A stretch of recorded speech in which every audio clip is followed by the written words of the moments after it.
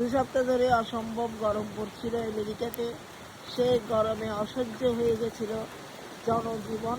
হঠাৎ করে এক পশলা বৃষ্টি স্বস্তির নিঃশ্বাস নিয়ে এসেছে সবার মাঝে। জোরে জোরে বাতাস বইছে, আকাশে মেঘের ঘনঘটা এবং গর্জন শোনা যাচ্ছে। এই ওয়েদারে কার কি খেতে মন চায়? আমার তো খুব ভালো লাগে গরম গরম সব মজার মজার রান্না করা খাবার খেতে।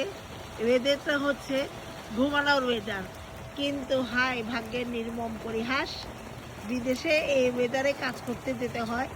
ঘুমানোর তো কোনো অবকাশ নেই, ঘুমাতে পারবে কাজ শেষ করার পরে। কয়েক সপ্তাহ ধরে অসম্ভব গরম পড়ছে। সে গরমে জনজীবন একদম অতিষ্ঠ। হঠাৎ করে শুরু হয়ে গেছে কালবৈশাখী ঝড়। একেবারে বাংলাদেশের কথা মনে পড়ে গেছে।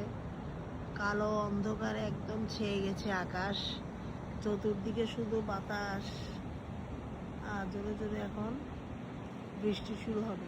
এই বৃষ্টিটা যদি এক নাগারে থাকতো আমেরিকা, তাহলে অনেক ভালো লাগতো। এই বৃষ্টিটা এক নাগারে থাকে না, কিছুক্ষণ পরে বৃষ্টি শেষ হয়ে যায়। এখন তো রাত হয়ে যাচ্ছে, এখন জোরে জোরে শুধু বাতাস। কি যে ভালো লাগছে বাতাসে, অসম্ভব সুন্দর ওয়েদার হয়ে গেছে হঠাৎ করে। এই কালবৈশাখীর ঝড়ে যদি আম গাছ থাকতো তাহলে আম পড়তো, আর আম কুড়াতে কুড়াতে একেবারে বাংলাদেশের মতোই হয়ে যেত। কিন্তু দুঃখের বিষয়, এখানে কোনো আম গাছ নাই। আমেরিকাতে আম চাষ করা হয় না।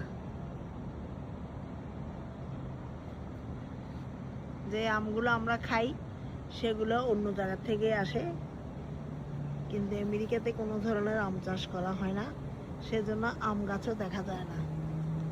কি বাতাস জোরে জোরে, কি যে ভালো লাগছে, অনাবিল শান্তি।